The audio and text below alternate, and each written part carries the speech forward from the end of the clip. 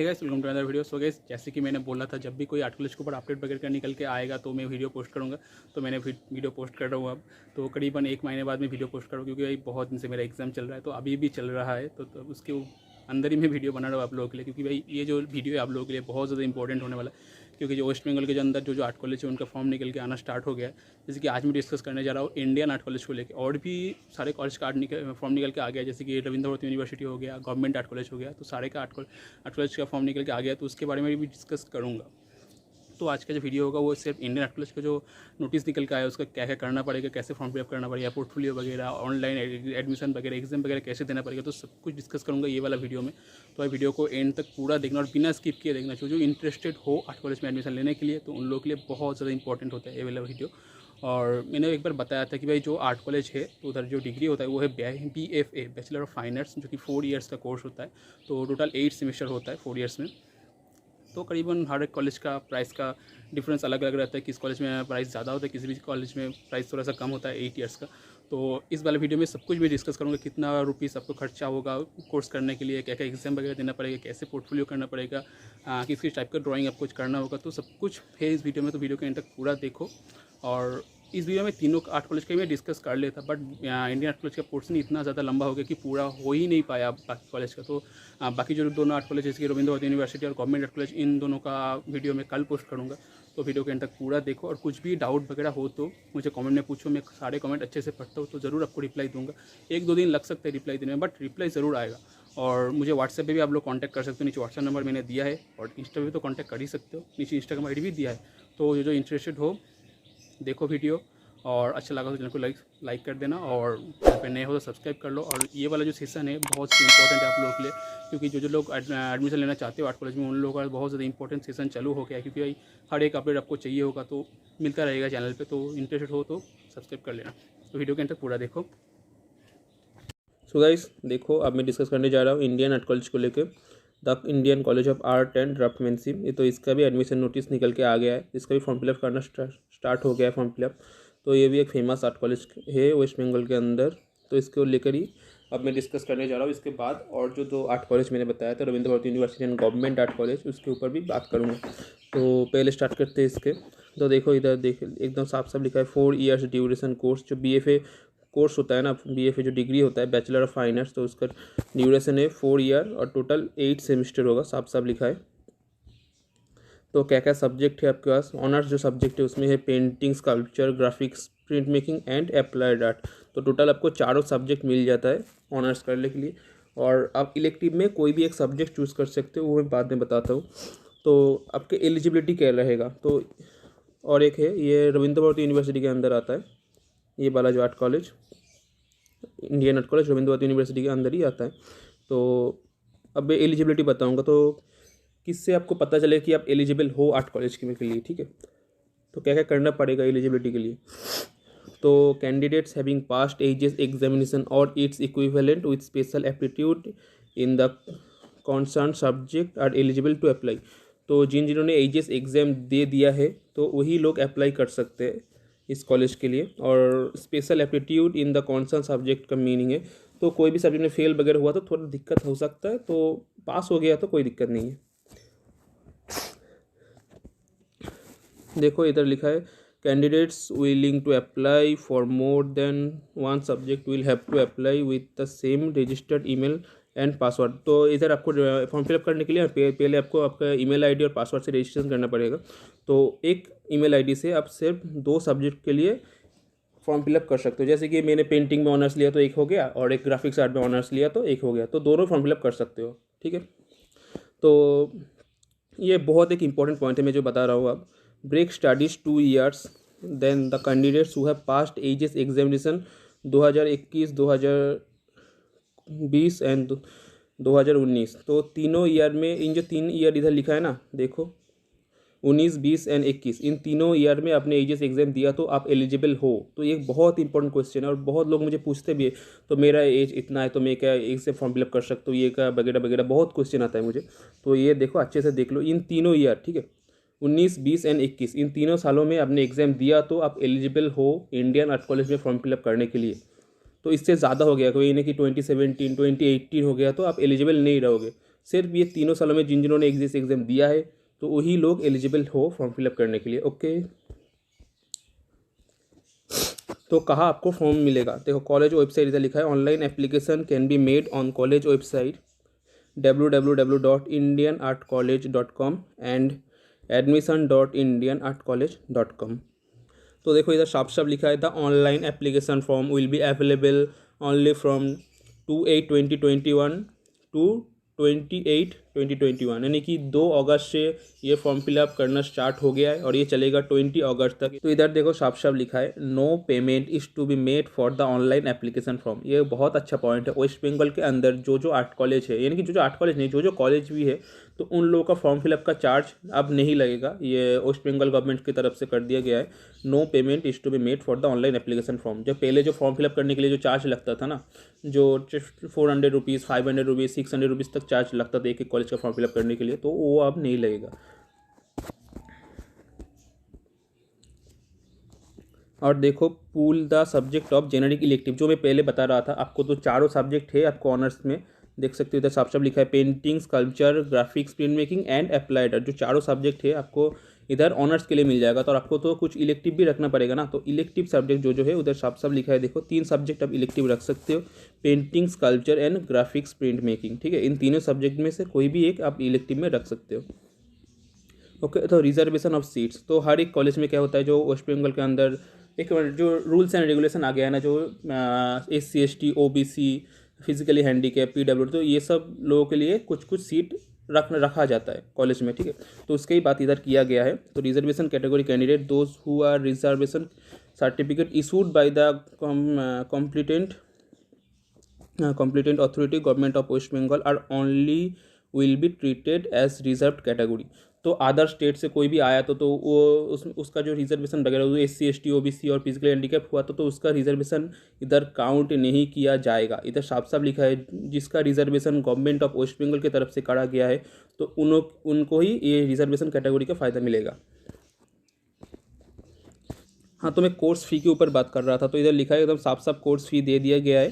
देखो course fee to paid the first time of the admission first year, तो first and second semester bracket में, तो इन दोनों semester का एक साथ लिया जाता है। एक सेमेस्टर का ड्यूरेशन होता है 6 मंथ्स, तो इन दोनों सेमेस्टर का फीस एक साथ लिया जाता है। तो इधर देखो लिखा है 9,700 रुपीज़ एक्सक्लूडिंग एग्जामिनेशन फीस। जो एग्ज़ाम होता है ना, फर्स्ट सेमेस्टर का एग्ज़ाम और सेकंड सेम का एग्ज़ाम, तो उन दोनों एग्ज़ाम का चार्ज को छोड़कर आपका जो एडमिशन चार्ज है एक ईयर का, वो है 9,700 रुपीज़। तो टोटल 8 सेमेस्टर में आपका खर्चा आएगा 38,800 रुपीज़। ओके, तो देखो ये एक बहुत इंपॉर्टेंट पॉइंट है, हाउ टू अप्लाई। तो आपको कैसे अप्लाई करना पड़ेगा, तो बहुत इंपॉर्टेंट पॉइंट है, अच्छे से सुनना हर एक पॉइंट। तो मैं जो बता रहा हूँ, तो देखो to apply online applicants have to register themselves first. तो अप्लाई करने के लिए आपको पहले रजिस्टर करना पड़ेगा। तो during the registration the applicants will be asked to provide an email ID and mobile number.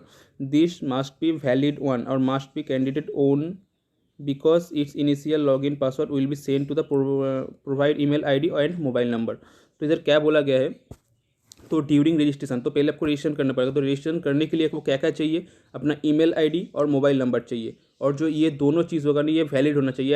ऐसा नहीं कि भाई जो email ID आपने दिया तो वो बेकार में पड़ा है, तो ईमेल वगैरह चेक नहीं होता, तो ऐसा नहीं चलेगा। तो एकदम रनिंग email ID होना चाहिए। और applicants must provide valid email ID and mobile number else the registration process will not be complete. जो मैंने बोला था, तो आपके पास वैलिड मोबाइल नंबर और ईमेल आईडी नहीं हुआ तो जो ईमेल आईडी और मोबाइल नंबर आपने प्रोवाइड किया वो वैलिड नहीं हुआ तो अपना रजिस्ट्रेशन नहीं होगा। After registration the password will be send to the registered email ID. इधर साफ साफ लिखा है आफ्टर रजिस्ट्रेशन, तो रजिस्ट्रेशन करने के बाद the password will be send to the registered email ID. तो अपने जो रजिस्ट्रेशन है, आपने जिस ईमेल आईडी से रजिस्ट्रेशन किया था, तो उधर आपको पासवर्ड सेंड किया जाएगा आपके अकाउंट का, तो जो कि आपको फ्यूचर कम्युनिकेशन में हेल्प करेगा। तो the candidates must remember his login credentials. तो जिस आईडी से आपने लॉगिन किया वो आपके याद में होना चाहिए। ऐसे नहीं कि आपने जो इस ईमेल आईडी और मोबाइल नंबर से आपने लॉगिन किया वही आप भूल गए, तो ऐसे नहीं चलेगा। तो वो एकदम माइंड में बिठा लेना, ठीक है। देखो एकदम साफ साफ लिखा है the applicants will be required to upload ही स्कैन फोटोग्राफ विथ सिग्नेचर। तो जब आप फॉर्म फिलअप करोगे तो उधर आपको क्या क्या चाहिए होगा, अपना जो स्कैन फोटोग्राफ, एक जो पासपोर्ट साइज फोटोग्राफ होता है वो, और अपना जो सिग्नेचर है वो, और अपना जो पोर्टफोलियो आप क्रिएट करोगे वो। और पोर्टफोलियो के अंदर क्या क्या होगा, one figurative composition, line drawing, तो एकदम ये मैं बाद में डिस्कस कर रहा हूँ पोर्टफोलियो में क्या क्या होना चाहिए, जो बाद में फॉर्म फिलअप फॉर्म के अगले पोर्शन में ये सब अच्छे से लिखा गया है, तो उधर मैं अच्छे से डिस्कस करूँगा पोर्टफोलियो में क्या क्या होना चाहिए। तो इधर क्या क्या चाहिए आपको, ये सब पहले से आपको रेडी करके रखना है। इधर साफ साफ लिखा है कि जब आप लोग फॉर्म फिलअप करने जाओगे उससे पहले ये सब एकदम रेडी करके रखना, अपना जो एक फोटोग्राफ, अपना जो सिग्नेचर एंड अपना पोर्टफोलियो। इसके बाद क्या है, after the submission of application, ठीक है। तो इधर देखो आपको ये सब सबमिट करना पड़ेगा, ठीक है। देखो after the filling of all the required information to submit the same to the applicants must agree with the given declaration checkbox, जैसे कि एक फॉर्म फिलअप करने की तरह उधर होता है, I agree to all the information, ये सब जो टिक पिक वगैरह देना होता है ना, वो सब करना पड़ेगा। उसके बाद सबमिट बटन पे क्लिक करना पड़ेगा। जब सबमिट हो जाएगा तो इधर लिखा है after submission of the application the applicants will be able to download and take the print out of online filled up application form. तो जब ये सब हो जाएगा, सबमिट हो जाएगा, उसके बाद अपना जो फॉर्म है वो डाउनलोड करके रख लेना। पहली बार बहुत सारे स्टूडेंट ने गलती किया था कि वो अपना फॉर्म जो है वो डाउनलोड करके नहीं रखे थे, तो वो बाद में दिक्कत हो सकता है। तो जब आप लोग फॉर्म फिलअप करोगे, सबमिट हो जाएगा, तो उसके बाद अपना जो फॉर्म है वो एकदम डाउनलोड करके रख देना। डाउनलोड करने के बाद प्रिंट भी कर सकते हो, कोई दिक्कत नहीं है। तो डाउनलोड करके एकदम प्रिंट करके हार्ड कॉपी अपने पास रखने से बहुत अच्छा होता है, ठीक है, वो सब कर लेना। तो the automatically generated AIN number, जो AIN नंबर बहुत एक इंपॉर्टेंट रोल निभाता है। जो आपने जो फॉर्म होगा उसके ऊपर देखो AIN नंबर होता है। तो AIN नंबर क्या है, application identification number, okay. The automatically generated AIN number shall be treated as the unique identification number for the application during the admission process. तो ये एक बहुत यूनिक नंबर है अपना, आपका एडमिशन फॉर्म का, तो चाहिए होगा बाद में, okay. The application once applied by the applicants cannot be cancelled or altered, okay. अपना जो फॉर्म है वो एकदम सबमिट हो गया तो वो चेंज नहीं किया जाएगा, ओके, और कैंसिल भी नहीं होगा। देखो एकदम साफ साफ लिखा है, the application one applied by the applicants can not be cancelled और अल्टर्ड, ठीक है। वो चेंज भी नहीं किया जाएगा और कैंसिल भी नहीं किया जाएगा एक बार फॉर्म सबमिट हो गया तो general instruction to applicants, candidates applying for more than one subject will have to apply through the same registered email ID और मोबाइल नंबर। तो अपना जो सेम अकाउंट है जिससे आपने रजिस्ट्रेशन किया था, अपना जो ईमेल आईडी और मोबाइल नंबर से आपने जैसे कि रजिस्ट्रेशन किया था, तो उस ईमेल आईडी से आप सिर्फ मैक्सिमम 2 सब्जेक्ट में फॉर्म फिलअप कर सकते हो। जैसे कि मैंने पहले ही बोला था, अब जो ऑनर्स है उसमें 2 सब्जेक्ट में फॉर्म फिलअप कर सकते हो, और पास में तो कुछ भी रख सकते हो आप तीनों में से। और एक पॉइंट है, the duly field in downloaded application form should be signed by the candidates and his parents, guardians and the given space of the form। तो आपने जिस फॉर्म को आपको ऑनलाइन फिलअप करोगे उसको मैंने बोला था कि उसको डाउनलोड करके रखना। तो डाउनलोड करने के बाद एक प्रिंट करके भी एक हार्ड कॉपी अपने पास रखना है, ठीक है। तो उस हार्ड कॉपी में देखो किस कुछ जगह पे सिग्नेचर करने के लिए जगह होगा, ठीक है। उधर किसी भी जगह पे अपना सिग्नेचर करना होगा, किसी भी जगह पे अपने जो गार्जियंस है उसका सिग्नेचर करना होगा, तो वो सब कर लेना, ठीक है। इधर वही लिखा है, एकदम साफ साफ लिखा है, ठीक है। जिस जिस जगह पे स्पेस है सिग्नेचर का, तो उधर आपको सिग्नेचर करना होगा, ओके। एक हार्ड कॉपी देखो, the hard copy of the duly filled download application form along with the self attested copies and marksheets certificates and other relevant documents will be required to submit the college office of the day of taking admission. जब आप लोग eligible हो जाओगे admission लेने के लिए, ठीक है, तो आपका जो फॉर्म फिलअप हो गया, उसके बाद आपने एग्जाम दे दिया, तो आप सिलेक्ट भी हो गए कॉलेज में एडमिशन लेने के लिए। तो एडमिशन में क्या क्या चाहिए होगा, एकदम साफ साफ लिखा है, the hard copy of the duly filled download application form. तो जैसे कि मैंने पहले ही बोला था, एक हार्ड कॉपी रखना बहुत अच्छा होता है। जब आप लोग वो वाला फॉर्म फिलअप करने के बाद डाउनलोड करोगे, उसको प्रिंट करके एक हार्ड कॉपी अपने पास रख देना। तो आप लोग जब एडमिशन लोगे तो उधर आपको ये सब चाहिए होगा। तो देखो, general information, no students will be participate in abet or propagate ragging in the college campus as per the order in the honorable supreme court, okay. तो इधर साफ साफ बोला है कि ऑनरेबल सुप्रीम कोर्ट के ऑर्डर से आप उधर कॉलेज कैंपस के अंदर कोई भी रैगिंग वगैरह नहीं कर सकते। उसके लिए आपको एक कोर्ट का फॉर्म लगेगा शायद, तो सबके साफ साफ बता दिया जाएगा बाद में। तो देखो इधर साफ साफ लिखा है, the date for admission phase and other information related to admission will be notified later, please follow the website. Okay, इधर साफ साफ लिखा है कि आपका जो एग्जाम का डेट वगैरह रहेगा, आपका जो एडमिशन का डेट वगैरह रहेगा, वो आपको कॉलेज को वेबसाइट में बाद में मिल जाएगा, नोटिस मिल जाएगा आपको। ओके, सो इस अब मैं डिस्कस करने जा रहा हूँ एडमिशन फेज को लेकर, जो कि एक बहुत ही इंपॉर्टेंट चीज़ है आप लोगों के लिए। तो एकदम वीडियो को बिना स्किप के एंड तक पूरा देखो, तो बहुत ही इंपॉर्टेंट चीज़ है एडमिशन फेज। तो देखो इधर साफ साफ लिखा है कि in view of present pandemic the entire admission process including admission test will be conduct online. तो जैसे कि पहले बताया गया था, सब कुछ अपना जो फॉर्म फिलअप से लेकर स्टार्ट करके अपना जो एडमिशन टेस्ट होगा वो भी ऑनलाइन ही होगा। तो admission would be conduct on the basic academic marks and portfolio of the admission test. Okay, तो आपने जो बेसिक एकेडमिक मार्क्स, जैसे कि आपने जो 12 में जैसा मार्क्स गेन किया था, 10th में जैसा मार्क्स गेन किया था, उसके ऊपर एंड अपना जो एडमिशन टेस्ट होगा और अपना जो पोर्टफोलियो होगा, तो उसके ऊपर ही अपना जो एडमिशन फेज डिपेंड करेगा। तो देखो admission test will be conduct 4 phases. ठीक है, टोटल 4 फेज में आपका एडमिशन टेस्ट होगा। तो इधर पहला फेज़ है पोर्टफोलियो इवोल्यूशन। जैसे कि मैंने पहले बताया था, पोर्टफोलियो को लेकर अच्छे से डिस्कस करूंगा बाद में, तो इधर ही डिस्कस करूंगा पोर्टफोलियो को लेकर। तो in this stage of admission test candidates would have to submit the portfolio containing raw untitled image. देखो एकदम साफ साफ लिखा है, raw untitled image office 2 based drawing, और कैसे कैसे फॉर्मेट में आप देख सकते हो, JPEG, JPG and PNG format. Okay, तो एकदम स्ट्रिक्टली प्रोहिबिटेड कर दिए गए। क्या अपना जो एडिटिंग होता है ना, क्या होता है कि सब बहुत सारे लोग ऐसा होते हैं, उसका जो पेंटिंग है उतना ज़्यादा अच्छा नहीं है, तो उसको एडिट करके कुछ कलर वगैरह बढ़ा दिया, थोड़ा सा डार्क कर दिया और थोड़ा सा ब्राइटनेस कर दिया, तो ऐसा नहीं चलेगा। एकदम जो रॉ अनटाइटल्ड इमेज, इधर जो रॉ इमेज होगा वही दिया जाएगा उधर। ओके,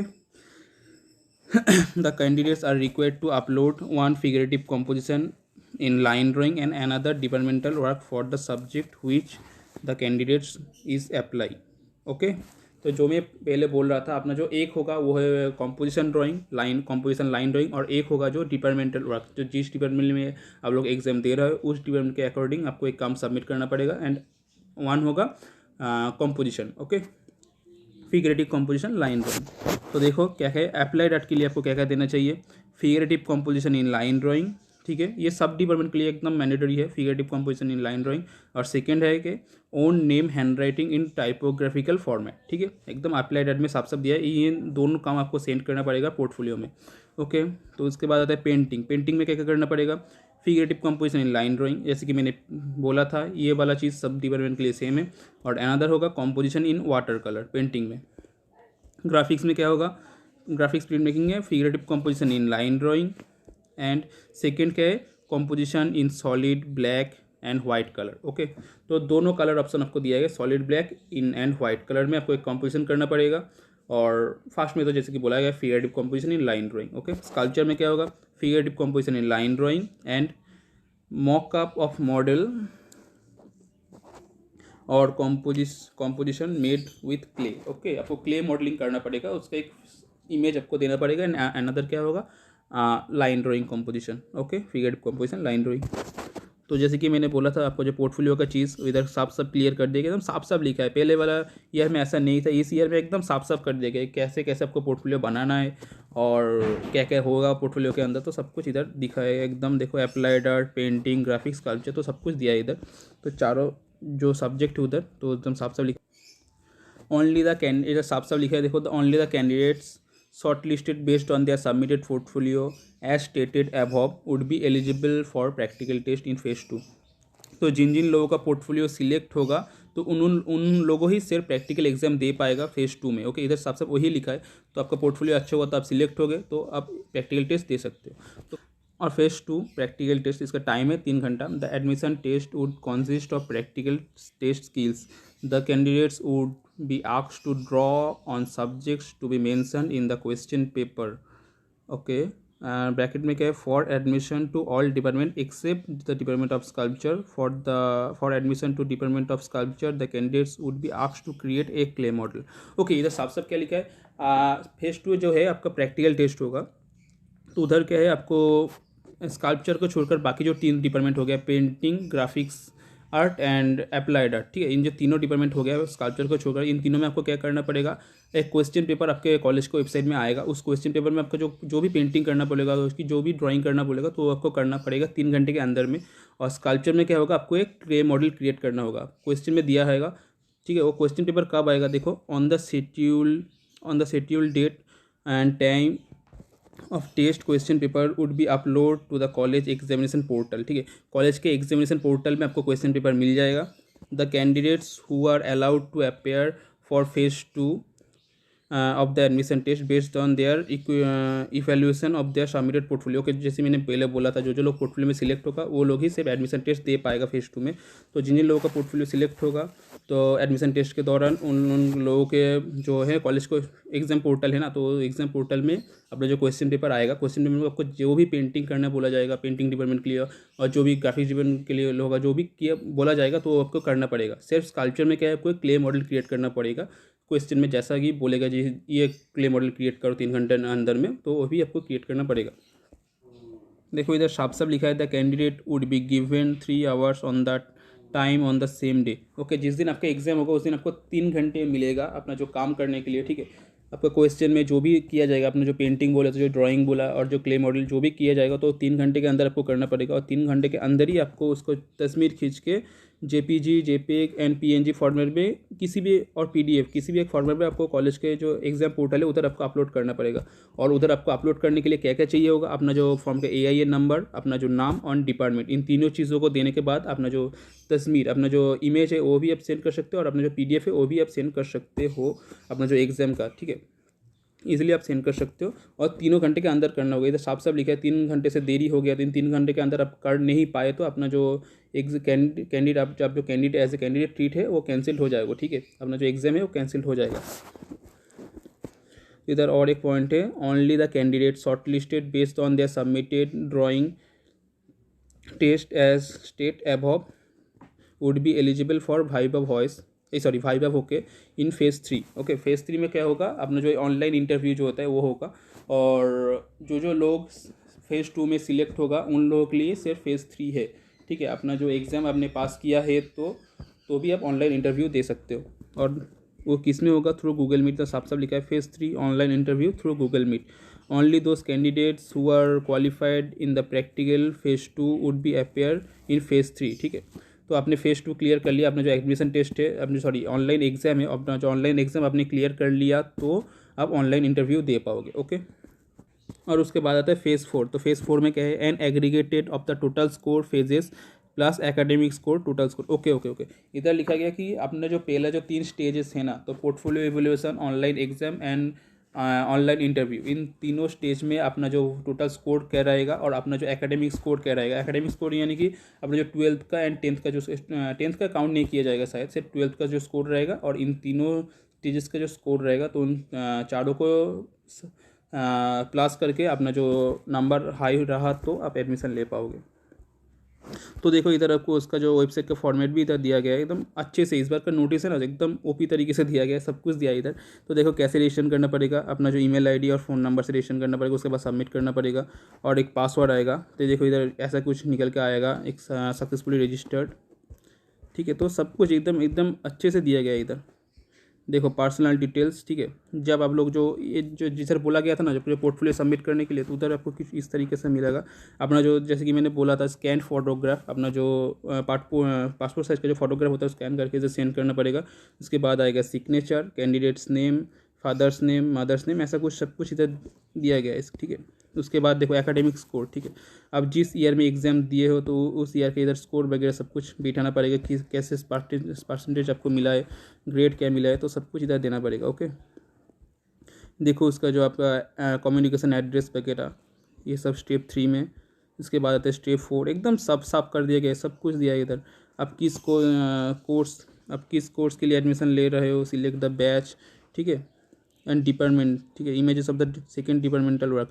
तो पहला वाला जैसे कि मैंने बोला था, पोर्टफोलियो में आपको दोनों ड्राइंग सेंड करना पड़ेगा। पहले देखो एकदम साफ साफ लिखा है फिगरेटिव कॉम्पोजिशन लाइन ड्राइंग, तो इधर आपको वो सेंड करना पड़ेगा। उसके बाद आएगा इमेजेस टू डिपार्टमेंटल वर्क, तो जिस डिपार्टमेंट के लिए आप लोग एग्जाम दे रहे हो तो उस डिपार्टमेंट के अकॉर्डिंगली कुछ वर्क आपको बोला गया है तो ही आपको करना पड़ेगा। जैसे कि पेंटिंग के लिए वाटर कलर कॉम्पोजिशन से। ठीक है, और जो ग्राफिक्स आर्ट के लिए आप एग्जाम दे रहे हो तो उन लोगों के लिए क्या है, उन लोगों के लिए था अपना जो नाम है वो टाइपोग्राफिकल फॉर्मेट में लिखना पड़ेगा। और जो ग्राफिक प्रिंट मेकिंग के लिए एग्जाम दे रहे हो उन लोगों के लिए क्या है, अपना जो एक कॉम्पोजिशन है, कॉम्पोजिशन को आपको सिर्फ ब्लैक एंड वाइट कलर में करना पड़ेगा। और जो स्कल्पचर में आपको क्ले मॉडलिंग सेंड करना पड़ेगा, जो कि पहले वाला जो स्टेजेस था ना उधर एकदम अच्छे से बोला गया था। एक बार मैं आप लोग क्लियर कर देता हूँ। देखो पेंटिंग में क्या है, figurative composition in line drawing, and second है composition in water colour. Graphics में क्या था, figurative composition in line drawing, composition in solid black in white colour. देखो ग्राफिक्स प्रिंट मेकिंग में जो था। स्कल्पचर में क्या था, मॉकअप मॉडल और composition made with clay, okay. और उसके बाद अप्लाइड आर्ट में था अपना own name hand written in typographical format, okay. आपको हाथ में करना पड़ेगा, हाथ से करना पड़ेगा, सॉरी। तो देखो आपका जो पोर्टफोलियो है उधर ऐसे ही सबमिट करना पड़ेगा। किधर गया, इधर। तो आपको पोर्टफोलियो इधर ऐसे ही सबमिट करना पड़ेगा, एक जैसे कि बोला गया था कॉम्पोजिशन लाइन ड्राइंग, और सेकेंड है डिपार्टमेंटल वर्क। उसके बाद कहता है तो इधर ही ख़त्म। तो इसके बाद मैं डिस्कस करने जा रहा हूँ रविंद्र भारती यूनिवर्सिटी को लेके, तो देखते रहो। सो गाइस आज के वीडियो के लिए सिर्फ इतना ही था। मैं सिर्फ इंडियन आर्ट कॉलेज का पोर्शन ही कवर कर पाया हूँ इस वीडियो में। तो अगले वाला जो वीडियो आएगा उधर मैं Rabindra Bharati university and government art college and Vishwa Bharati university का भी कवर कर लूँगा। तो चैनल को तो सब्सक्राइब कर लो, और जो भी चैनल पे नए हो सब्सक्राइब तो करना ही है, और बेल आइकन है इसे प्रेस कर देना और लाइक करो। और ने पूछो कुछ भी डाउट वगैरह हो तो मिलते हैं नेक्स्ट और एक वीडियो में। बाय।